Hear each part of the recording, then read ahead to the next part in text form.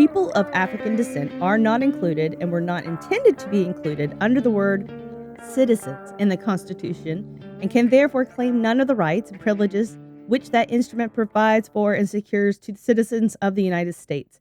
And that's Chief Justice Roger Taney of the Supreme Court with his remarks on the Dred Scott versus Stanford case. And this is Jen. And this is Becky. And this is too close to home. Oh, man. I read the Constitution different because I never remembered there being an exception clause to citizens saying, but not black people. I don't remember that part of it. I'll have to go back and look. I'll have to double check. Well, it's been overturned since then, so don't worry. Today, we're going to be talking about Emmett Till, and that's why we're bringing up this Dred Scott case. We're going to be talking about a little bit of everything, but before we jump in, let me get my sources out of the way because they're always vast.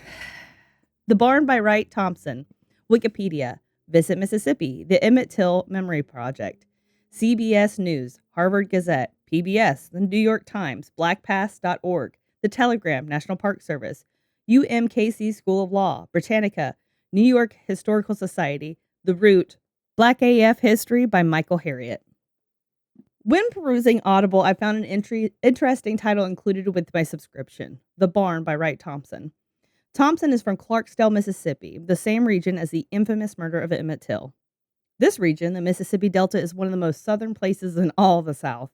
Not only is it famous for its cotton plantation, it is also a hotbed of racial tension that has been happening since before the Civil War, and its roots ran so deep that even today it struggles to break out of its history. I was not originally going to write on this, but after hearing the depth of his murder and the history of the many heinous crimes in the Delta during the disenfranchisement of Black Southerners, it compelled me to make this story a forefront reminder because those days of dangerous racism are not over. There are people even now who miss those bygone days of inequality, of segregation and violence, and they seek to do it to other groups as well, to Muslims, those of the LGBT plus community, to people with disabilities. And so let's dive in with the first ingredients to the pot of racial tension that led to Emmett's murder. This is going to be so much fun, right? Oh. We get to make fun of a lot of racists. Oh, well, that's good. So that's the good part, right? Let's do some middle school history for a hot minute here, because you know your girl's about context. But don't panic. I'm going to do kind of like a highlight reel of some of the events that would create the vacuum of Emmett's time. I won't have time to do everything, but I highly recommend you check out Black AF History for the whole scope. He's also just fucking hysterical. He very much has my same kind of sense of humor, where he has like his little snippets of like, he tells the truth of what the history is, and then he gives his little opinion at the end. I'm going to do a broad view of U.S. overall history, and then we're going to do a little bit of the microcosm of the Mississippi Delta. And the point of this history is to show you that how those of color have been treated as inhumane commodities since before America was a twinkle in England's eye. It all really would create the conditions and the people that would cause the death of a young Chicagoan kid in Mississippi. So let's start out with African slavery. It was brought to North America in 1619 by the Dutch. And as soon as I saw that, it made me think of the Goldmember quote, "If there's anything in this world I can't stand, it's intolerant people and the Dutch." And so like they were brought to Jamestown. This is not to be confused with the first Black man to visit North America. Apparently, there was one that had visited and settled and all sorts of things way before the slaves were brought to Jamestown. Juan Garrido was a free Black African from the Congo, and he had actually joined Ponce de Leon in Florida in the 1500s, as well as Puerto Rico and Cuba. He would be known as a Black conquistador who fought in the siege of Tenochtitlan. Good job. I think. After retiring in Mexico, or what they would call New Spain at the time, he would be the first to successfully harvest wheat in North America, which is like crazy foreshadowing. Oh, right. I say this because it was through human trafficking that Africans were brought here and were not only able to be successful at growing native food, but they brought African plants, many that we still enjoy today, like okra, rice, yams, black-eyed peas, kidney beans, lima beans. There would be no Southern food if it was not for Black people. Oh, yeah, duh. This would be at a detriment, as they often were brought as slaves, as we all know.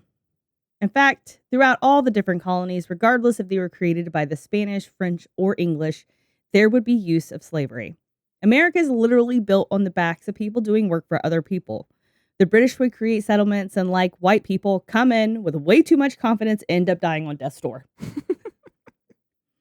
Look at Jamestown. They were so bad at planning, they ended up cannibalizing each other like the Donners. Did you know that? I did not. They had to rely on people of color to save their lily white asses.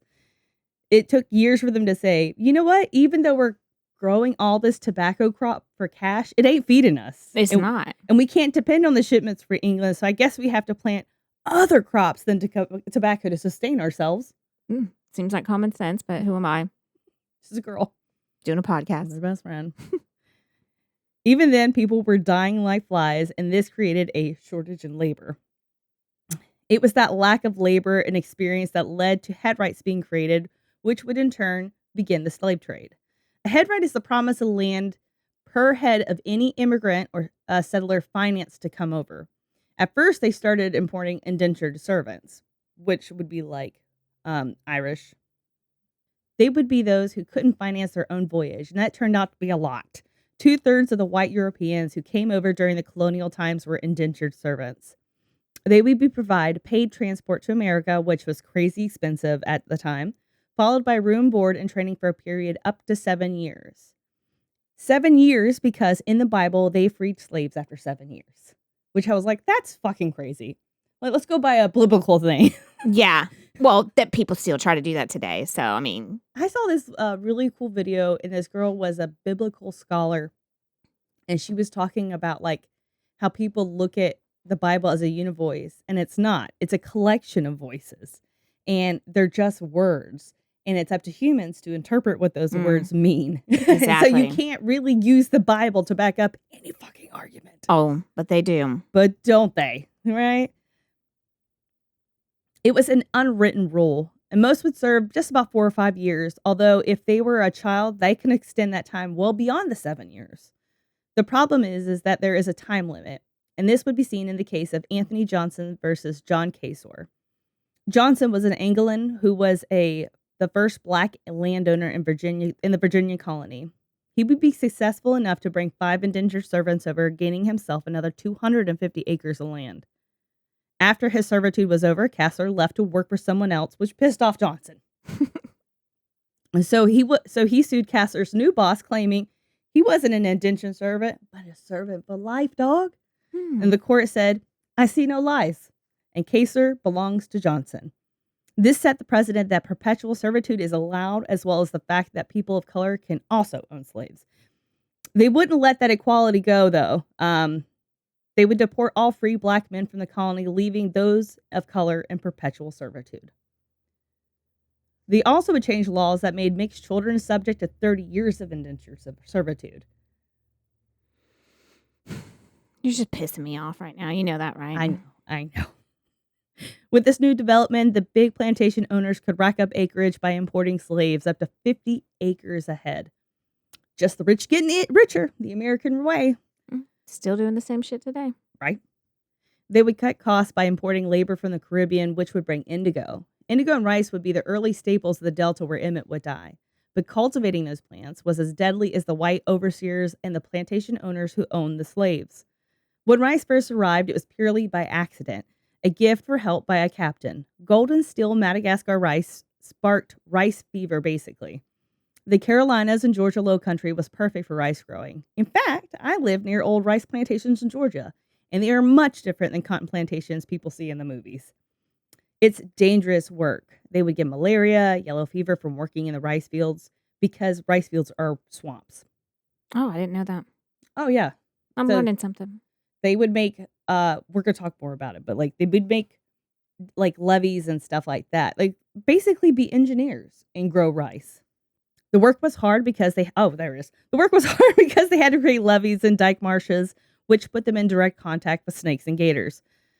Over the 18th century, one 18th century writer would speak on the conditions. Quote, ankle and mid-leg deep in the water, which floats in oozy mud, and exposed all the while to a burning sun, which makes the air they breathe hotter than the human blood. These poor wretches are then in a furnace of stinking putrid effluvia. So delightful. And like the coast of Georgia, like you do have barrier islands that have beaches, but the mainland doesn't really have beaches. They just have marshes. And marshes are an ecosystem. They're like little baby swamps that stink. Yeah. You start digging out some of that mud, it stank. Yes. The dangers meant a high mortality rate. Roughly a third of Low Country slaves died within the first year. But a slave in the 1770s could produce rice more than 6 times his or her own market value in a year. So it was profitable even with them dying at a high rate. Hawfield Broadfield Plantation is one I visited, and the marshes still have many of the levees and dikes created in that era.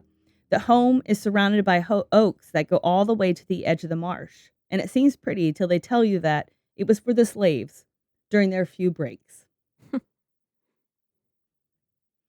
In the Delta, while not a state or even a territory for some time to come, Caribbean and European settlers would bring rice and sugarcane production to the area. Sugarcane production is even more precarious than rice production. You had the same environmental factors, but you'd also have to mill the cane, which was equally dangerous, and most slaves wouldn't make it past 7 years. Regardless, growth of the area would be stifled because Louisiana and west of the area was under the French, then the Spanish rule, almost up until the Revolutionary War, where Georgia would lay claim saying that they owned the land all the way to the Mississippi River. With the practice of slavery in full swing, it brought detractors of the idea.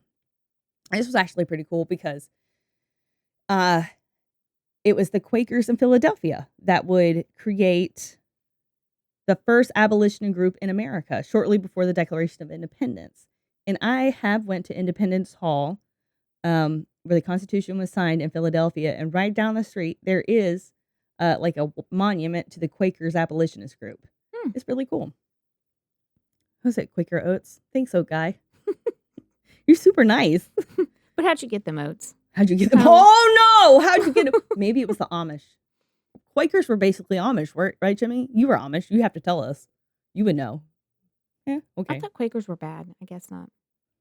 You know what? I need to know more before I say they're good guys. You're right. Yeah. I'm just going to do a Google while you're talking real quick. There would be a attempt at adding a part to the Declaration condemning slavery, but South Carolina and Georgia was like, hold up, big dog, because rice is king, you know?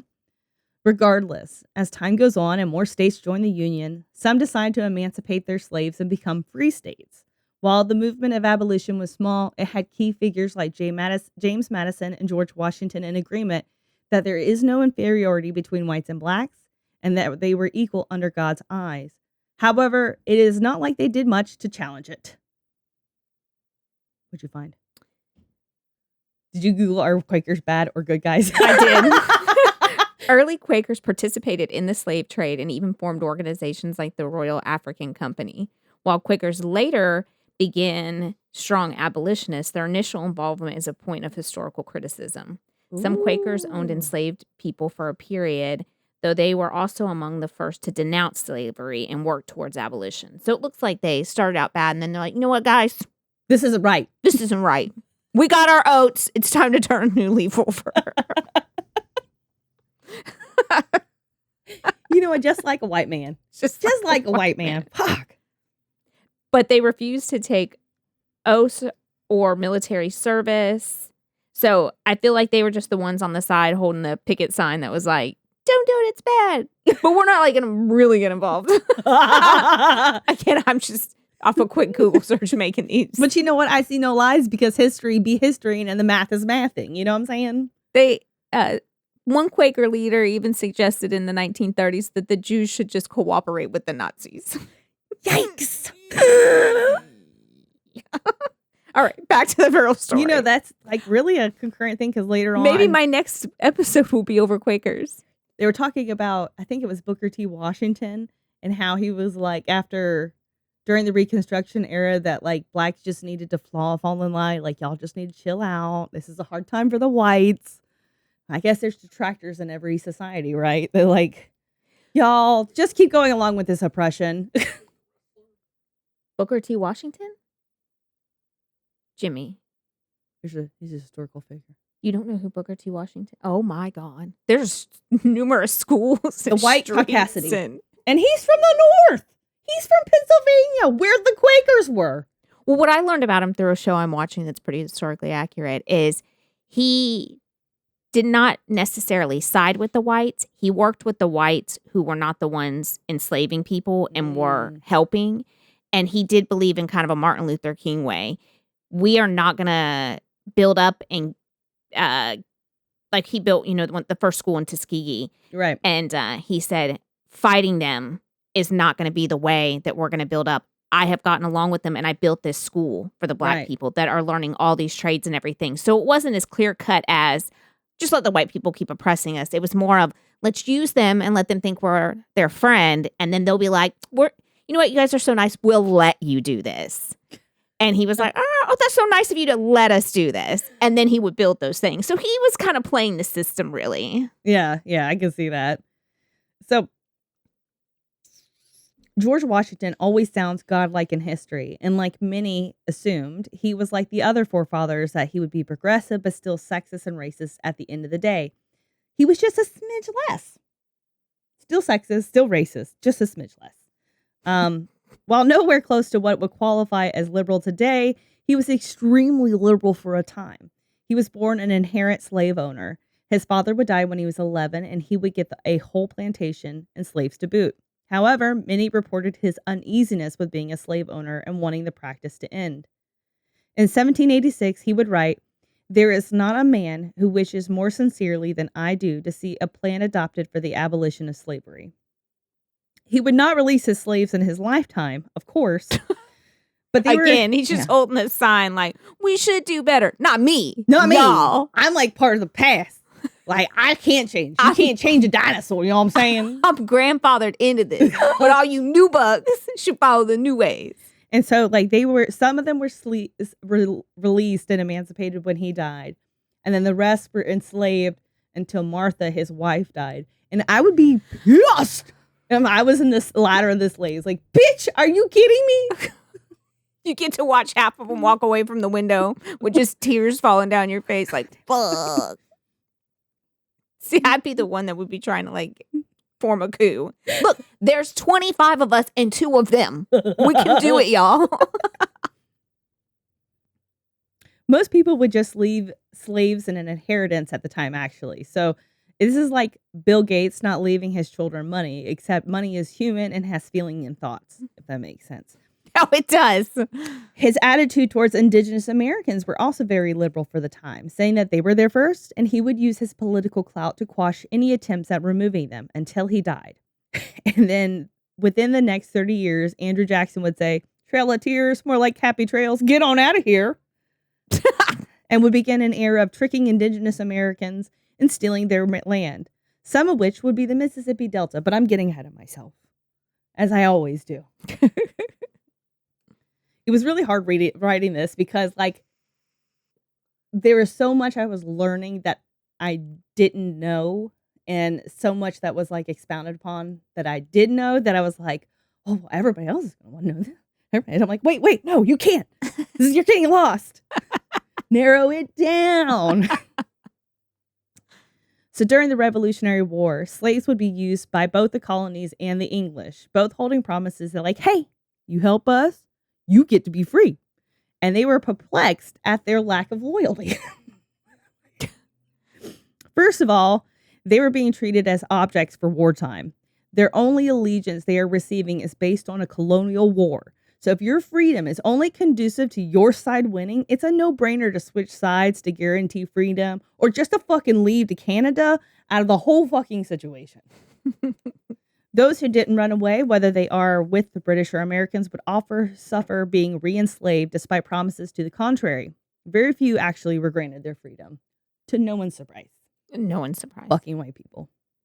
I'm saying that quite enthusiastically and really, like, realistically, fucking white people. Regardless, we know the colonies would win in 1782 and become America. The slaves on the loyalist side, British slaves, would be sent to other British colonies as slaves. So when the war was over, many of them also absconded as well. However, the fight between pro and anti-slavery would continue to wage while the Constitution would be created in 1787. This would lead to a fight between counting slaves when determining the Electoral College and House of Representatives per state. The South wanted to use their slave population in a gerrymandering type of manipulation to gain more seats, while the North said, bruh, they don't even get voting rights. That's not even fair, leading to the 3/5 compromise, where a slave would count as 3/5 of a person, but this also would put a ban on importing slaves for the next 20 years. Eventually, at the 20-year mark, they would ban export and import slavery altogether, which is a win until you realize they just pivoted to breeding slaves. So, Found a loophole. as white people. By 1798, Mississippi would become a territory of its own, but not without scandal. If you recall, Georgia had claimed a bunch of land and then sold that land to people at deep discounted prices. But the land was and had been disputed, and they called this the Yazoo land scandal, which wouldn't be resolved until 1816. In the meantime, cotton cultivation would get a hell of an innovation. Eli Whitney's cotton gin would be patented in 1794. This made separating fibers from seeds and stems would be 1 trillion times faster and easier to produce more cotton or cottonseed oil than ever before. There was actually a cotton gin before this one, but it was made for long staple cotton, which is like that nice Pima cotton, like that really slick, like the high thread counts, fanciness, versus the more commonly grown short staple cotton, which is like your everyday t-shirt cotton. It's short and it makes it a rougher cotton fabric that pills a little bit more easy. So like a mainstay sheet. With the no shade on the mainstays. I'm not gonna lie. I got my mom. I got my own. I just speak truth. With the fields of the East in Georgia and Virginia being depleted from overgrowing just tobacco and cotton, the fertile lands of Mississippi, Alabama, and Louisiana were opening up from all the displaced tribes from the region, so it led to a little bit of a cotton rush. From 1798 through 1820, the population grew from 9,000 to 250,000, with the majority of being slaves. There would be a dip during the War of 1812, but it would boom again, and Mississippi would become the largest cotton-producing state from 1817 to 1860, aka the whole antebellum era. From 1810 to 1830, I feel like we're in a history class now. I know. The slave population in the U.S. doubles from 1 million to 2 million. There are laws differing from state to state on whether they allow slavery or if they have fugitive slave return laws that require hearings and proof. Like, so much gray area. In Mississippi, the ultra-wealthy plantation owners were the ones who ran the state, so slavery was a, quote, necessary evil. And in the words of Jefferson Davis, no relation. The labor increased from a few unprofitable savages to millions of efficient Christian laborers. Okay. By 1850, it'll reach 3.2 million slaves, and a new Fugitive Slave Act and the Compromise Act of 1850 would occur. The South was starting to secede from the Union, and the North was trying to keep the Union intact and make slavery illegal. There's a lot of back and forth fighting and legislation, just like a tedious fight to end slavery. Some of this legislation was on runaway slaves and how to handle their fugitive status across free state and slave state lines. The flabbergastery by slave owners that slaves would even want to run away is a level of delusion that is only akin to RFK. Fugitive slave Charles Ball would recall a slave overseer's confusion on runaway slaves. Quote, I gave them 100 lashings more than a dozen times, but they never quit running away till I chained them together with iron collars round their neck and chained them to spades and made them do nothing but dig ditches to drain the rice swamps. They could not run away then unless they went together and carried their chains and spades with them. And then they were so much happier. They stopped running away. Why would they want to run away?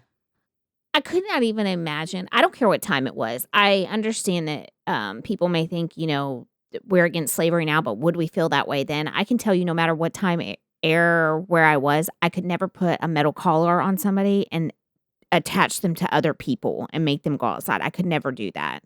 I just don't even understand. I couldn't even do that to RFK and Trump, like, because it's just cruel. Like, I couldn't. I can see that. When you start putting RFK and Trump in, I'm like, ooh, but I could.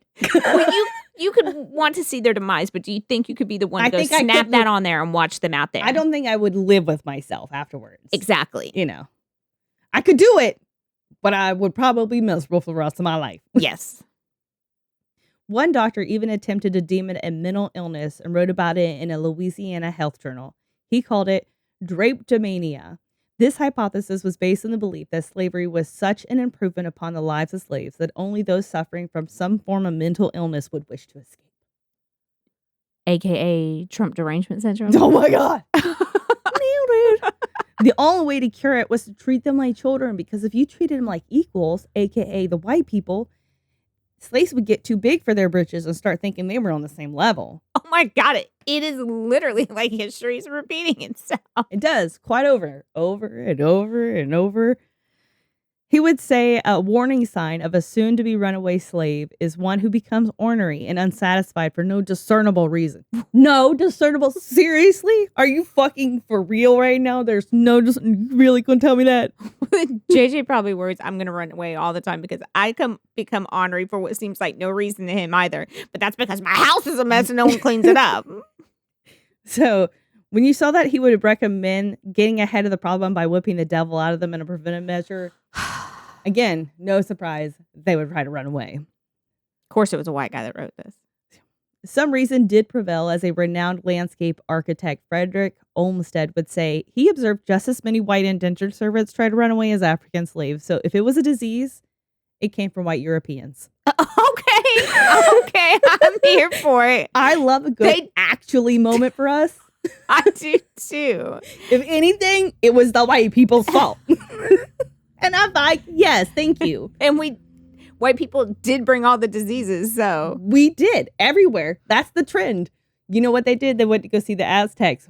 How did the Aztecs die? Diseases and war. Oh, let me go visit the indigenous of the East Coast of America. Oh my God, everybody's dying. I brought you a gift. It's smallpox. With the ever-expanding abolition movement, the 1850s would have a young politician from Illinois coming on the scene with pro-abolition ideals. That's right, vampire hunter Abraham Lincoln would be beginning his trajectory to the White House. You know what I'm talking about? Not vampire hunting. There's a movie called Abraham Lincoln Vampire Hunter.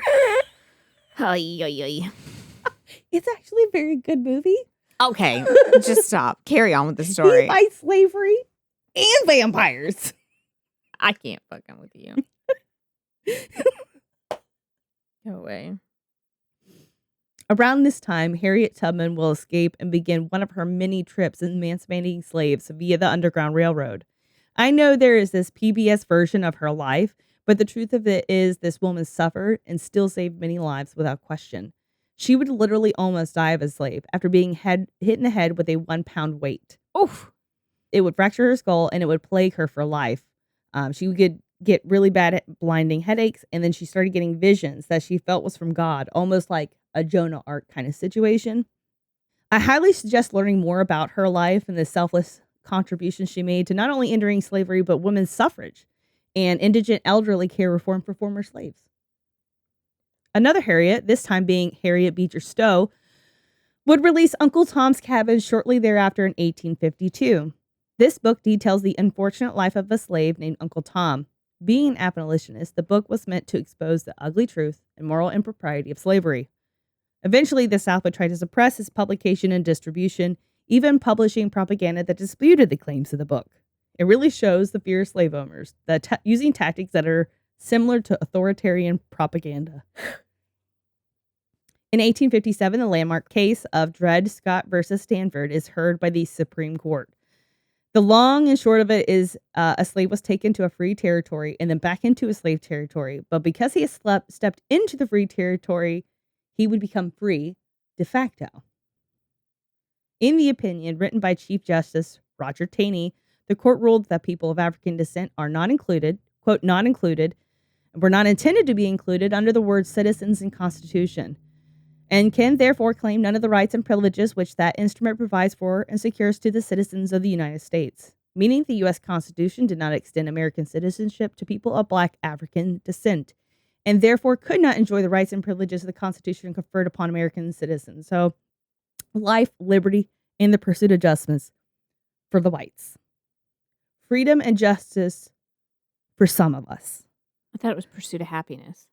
You get what I'm saying. Okay, just making sure. There's a lot with the Constitution that I didn't know, so It would really be a lot. I wonder if he looks up from hell where he surely has to be burning this judge and is like, fuck, that's in history forever that I said Black people aren't citizens. Some of these people were so proud of their whiteness. Like, I think this guy, he was the author of The Barn, Wright Thompson. He was like looking up and saw this guy's obituary where he bragged about helping do like segregation legislation in his obituary. Jesus Christ. That's forever. He helped keep him down. Look at him. So Just a good proud. white man. Jesus Christ. In 1860, Abraham Lincoln would win the election after campaigning on abolition. He was the first Republican president and won a four-way race with 39% of the vote, mostly due to his support in the North and the West. 10 of the 15 southern states apparently had no votes casted for him at all. By now, there was 4 million slaves, with a census showing a population overall in America of 31 million. Prior to his inauguration, the South would secede with Jefferson Davis, no relation, as president, sparking the Civil War. During Lincoln's inauguration speech, he would try to mend the dissatisfaction. And while he was an abolitionist by nature, and his views on slavery was that it was an abhorrent thing, he was also of the opinion that slavery couldn't be abolished immediately and completely in one go. He would be more on the thought train of let's start slow stages so we can keep the Union intact. With that thought in mind, he would try to assure the South that he had, quote, no purpose, directly or indirectly, to interfere with the institution of slavery in the states where it exists. I believe I have no lawful right to do so, and I have no inclination to do so.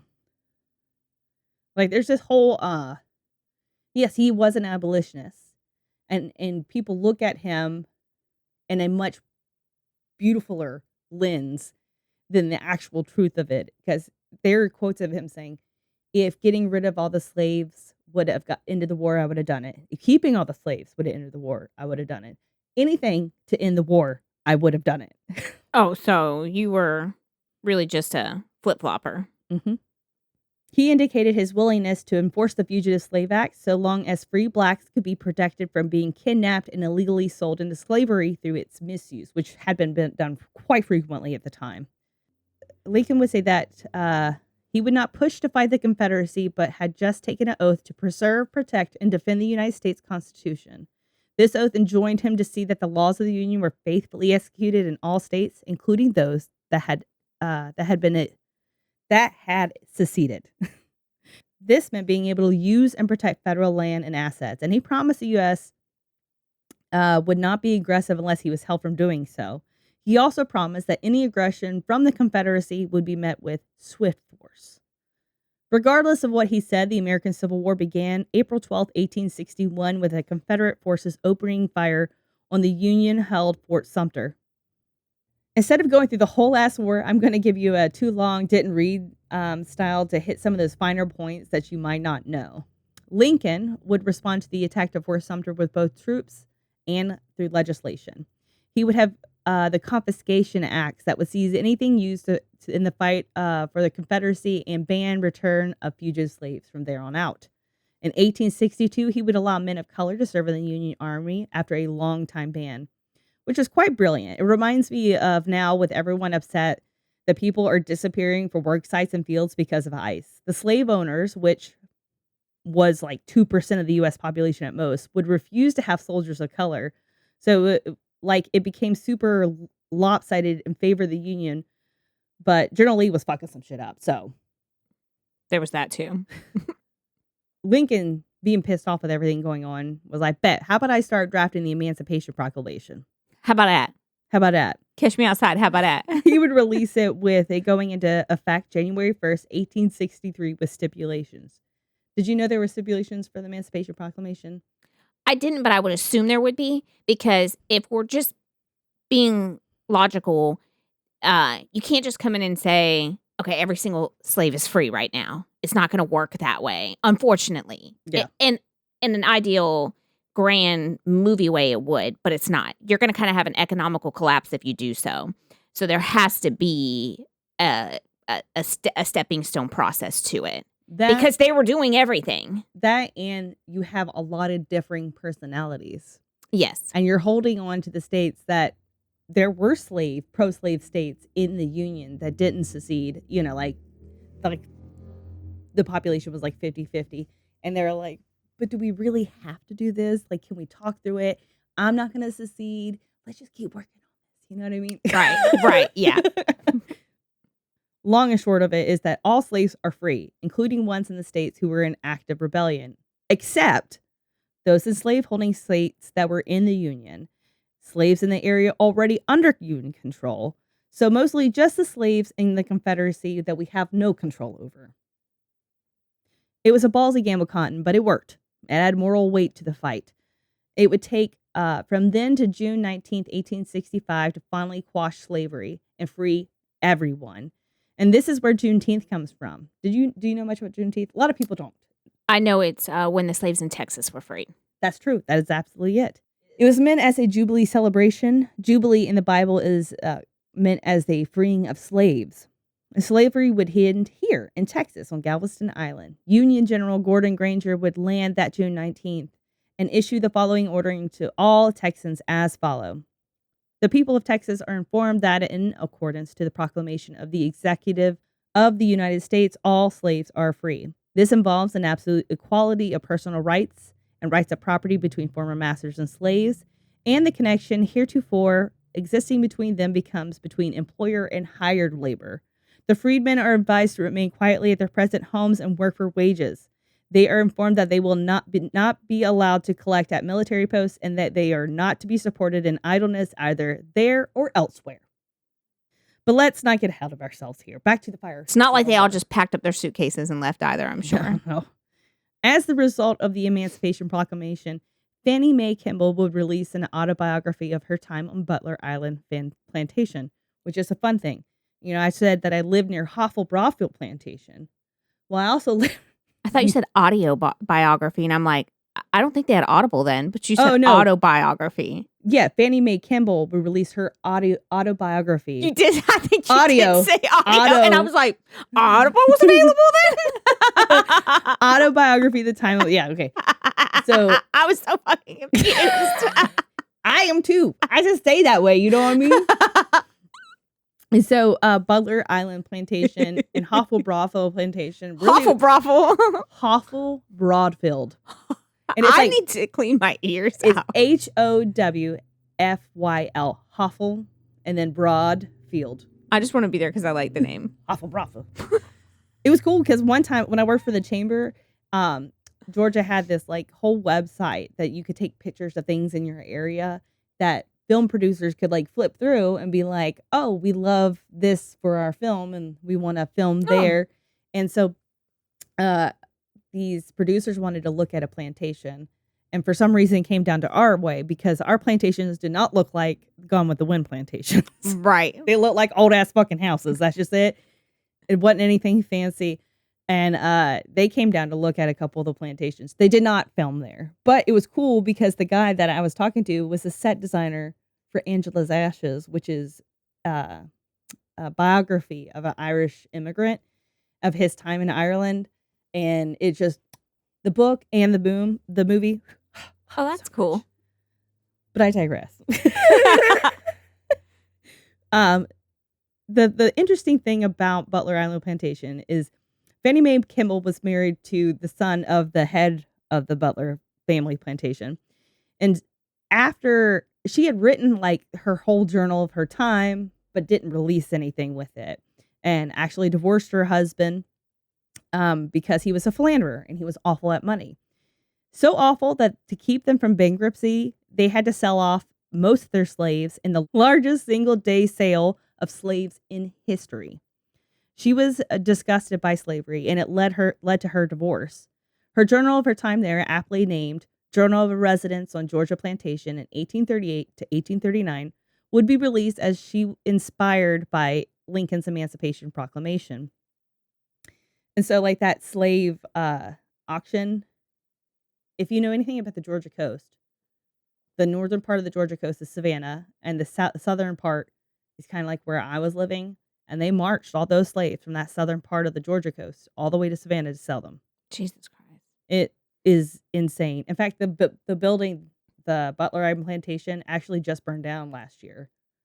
And it was crazy. It was not a really well-kept place because it was in the marsh. Yeah. Surrounded by rice fields. So it'd flood all the time. So nobody even really used it. Yeah. And if anything, I love to see a plantation burn. Same. I'm here for it.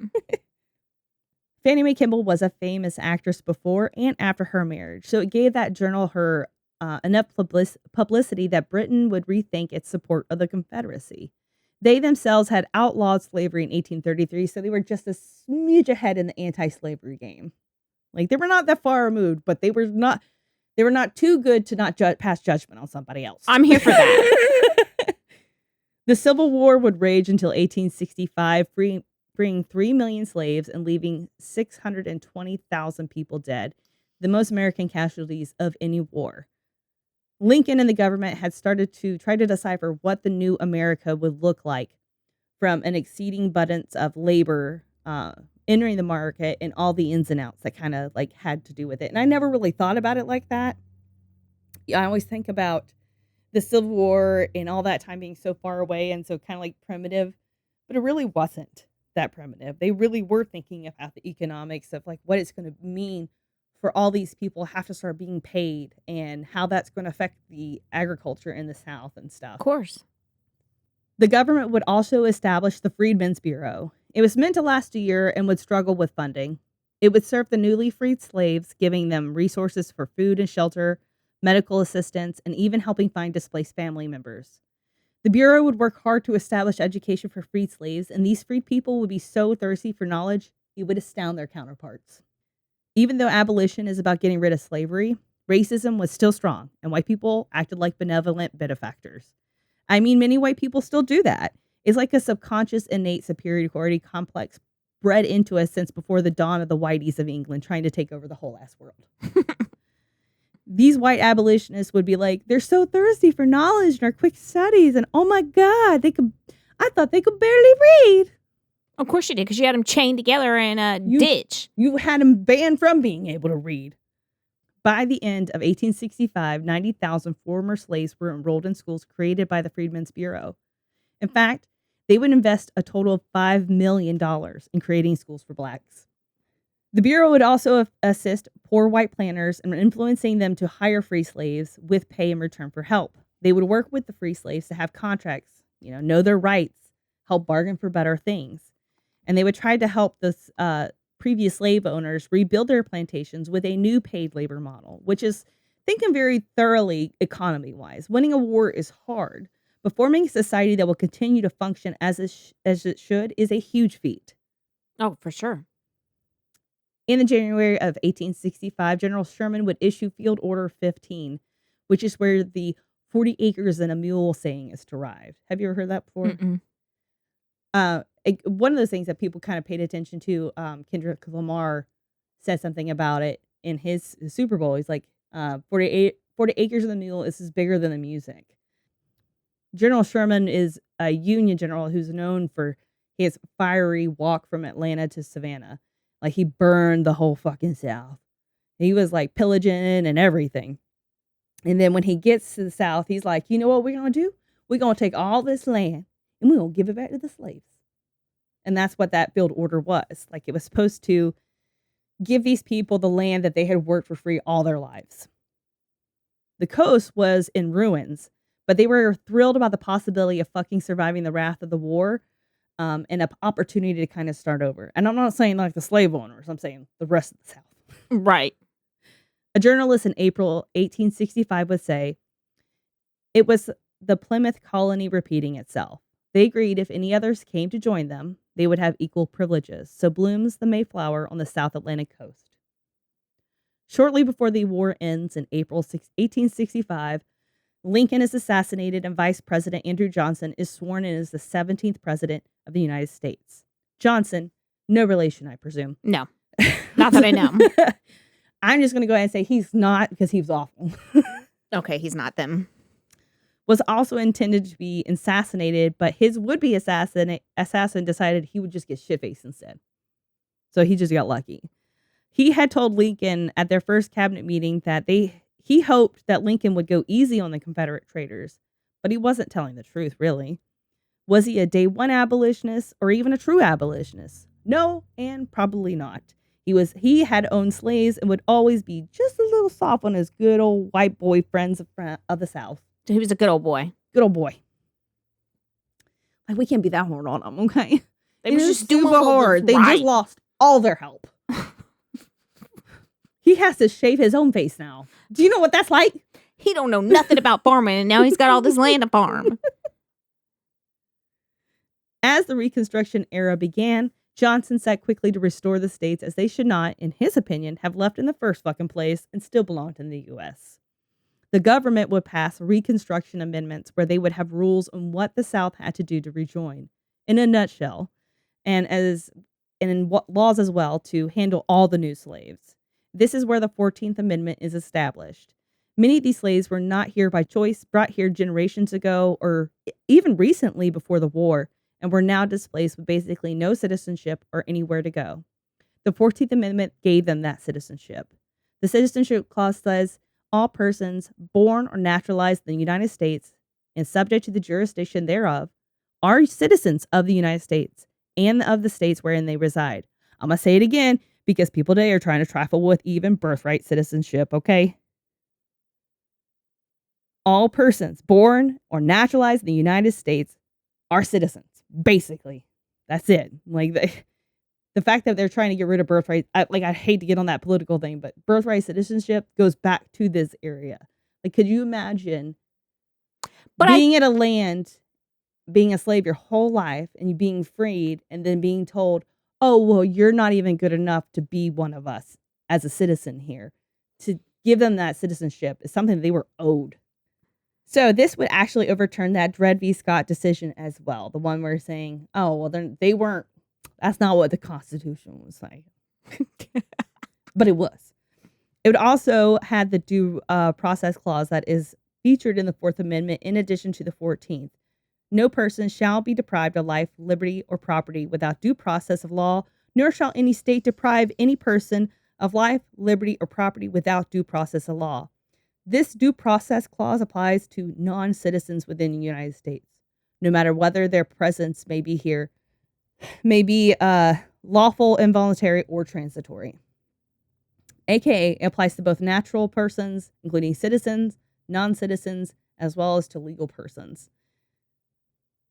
Which is what this big fight is about with the immigration, making sure these people get the due process before they're deported. Even I learned more about these amendments when researching them. And I'm like, man, I wish more people knew the history behind them and the meaning of them and the purpose of them, and possibly could clear up some confusion these days.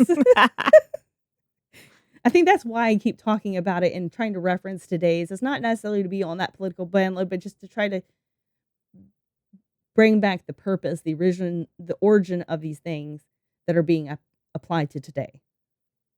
And it's very difficult to really apply these old laws to today because like during the Civil Rights era, they were like, there was never really this intention to give these people these things. And now we are. So it's just difficult.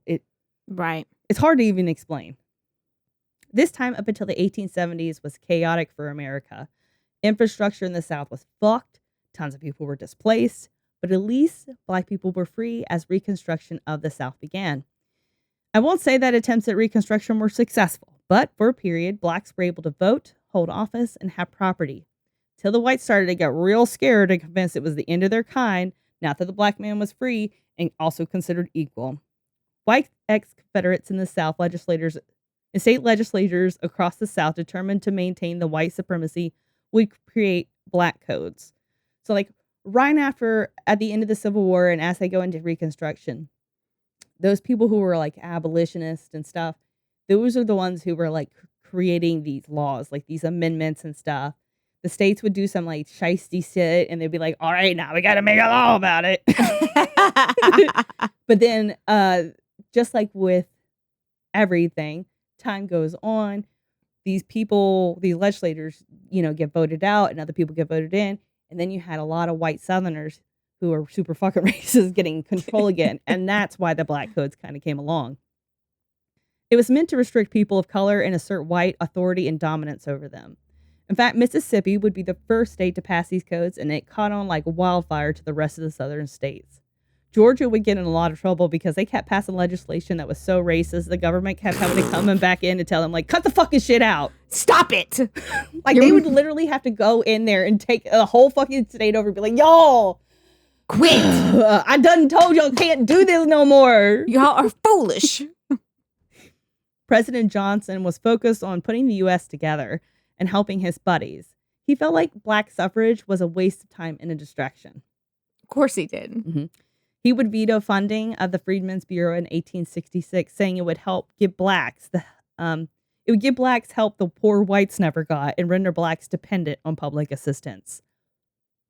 Thankfully, there were enough radicals to override that veto. He would also veto the Civil Rights Bill of 1866 based on white discrimination. It would also be overridden by Congress. White discrimination? Get the fuck out of here. I mean, the Caucasity. The Caucasity. Honestly, had Johnson not been president, things might have gone a lot different. But he was just one of many. The Reconstruction Era is a paper version of the Civil War. People doing racist shit and the lawmakers having to make laws about it. In the Delta, the area was largely undeveloped before the Civil War, and it remained so until the carpetbaggers and other migrants came into the area. 90% of it was just untouched Delta, not owned by anyone.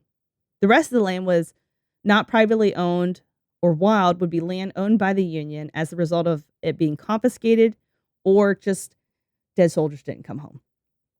With new railroads coming into the area, allowing for more access, and companies offering deals for clearing land for timber, and then these people would sell that timber that they cleared, they would be able to buy that land. It was like kind of a way to get it in there and get it developed. And so this allowed people of color to own much of the Delta. In fact, by the end of the 1800s, 2/3 of the farmers in the Delta were black.